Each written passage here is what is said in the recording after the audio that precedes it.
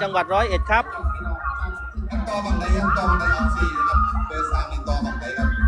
ขอบคุณนะครับขอบคุณที่เข้ามารับชมครับตอนนี้เราอยู่ที่หน้าฐานระยะห่างประชิดเลยระยะ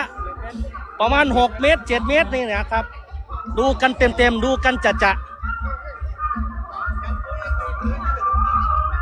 บังไฟน้อยนี่หลายครับเป็น100 200 200นี่ครับประมาณนี้ครับบังไฟน้อยครับบังไฟใหญ่นี่กำลังเอาหูอยู่พัดหูอยู่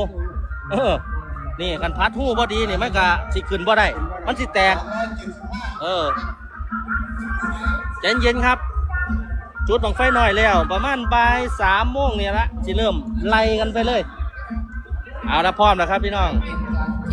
คนใส่ต่อเสร็จเรียบร้อยแล้วครับก็สิจุดไล่กันไปเลย